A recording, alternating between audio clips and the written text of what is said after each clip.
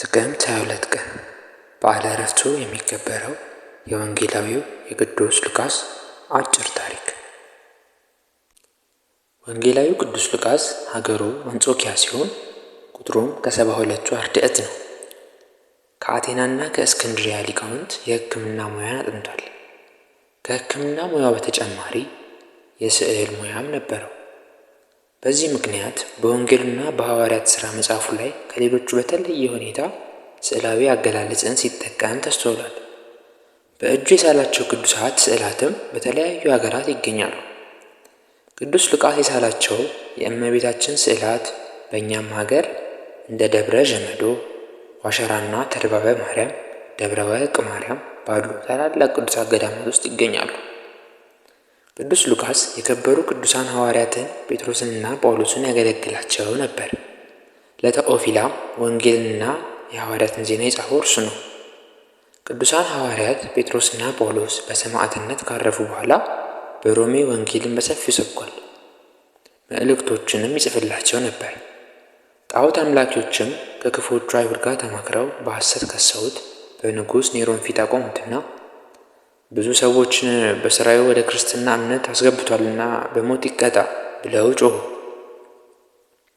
ቅዱስ ሉቃስም በሰማዕትነት እንደሚሞት አስቀድሞ በመንፈስ ቅዱስ ተረድቶ ነበርና ወደ ባህር ዳርቻ በመሄድ ዓሣ የሚያጠምድ አንድ ሽማግሌ ሰው አገኘና ወንጌልን ከሰበከው በኋላ መጻሕፍቶቹንና ደብዳቤዎቹን ወደ እግዚአብሔር መንገድ ያደርሰዋልና እነዚህ መጽሐፍ ጠብቃቸው ብሎ በአደራ ሰጠው። ሽማግሌውም በክብር በዕቃ ቤቱ አስቀምጧቸው ለቀጣዩ ትውልድ አስተላልፏቸዋል። ቅዱስ ሉቃስ በንጉሡ ኔሮን ፊት በቀረበ ጊዜ ንጉሡ በሥራዬ ሕዝቡን ሁሉ የምታስት እስከ መቼ ነው አለው። ቅዱስ ሉቃስም ለሕያው እግዚአብሔር ልጅ ለጌታችን ኢየሱስ ክርስቶስ ሐዋርያ ነኝ እንጂ እኔስ ሥራየኛ አይደለሁም አለው። ንጉሡም እየጻፈች ሰዎችን የምታስት ይችን እጅን እቆርጣታለሁ ካለው በኋላ ቀኝ እጁን አስቆረጠው። ቅዱስ ሉቃስም የጌታችንን ኃይሉን ያሳየው ዘንድ ወደደና የተቆረጠች የቀኝ እጁን በግራ እጁ አንስቶ ከተቆረጠችበት ቦታ ላይ በማገናኘት እንደ ድሮ ደህነኛ እጅ አደረጋት።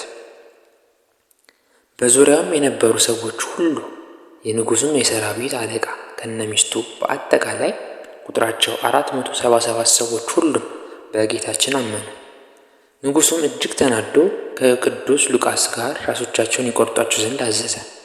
እነርሱም ሰማዕት ሆነው የክብር አክሊልን ተቀበሉ። የቅዱስ ሉቃስንም ሥጋ በአሸዋ በተሞላ ከረጢት ውስጥ አስገብተው ወደ ባህር ጣሉት። ነገር ግን በእግዚአብሔር ትእዛዝ ወደ አንድ ደሴት ደረሰና ምዕመናን አግኝተውት ወስደው በክብር አኖሩት። ቅዱስ ሉቃስ ሰማዕትነቱን የፈጸመው ጥቅምት 22 ቀን ነው። የወንጌላዊው የቅዱስ ሉቃስ በረከት በሁላችን ላይ ይደር።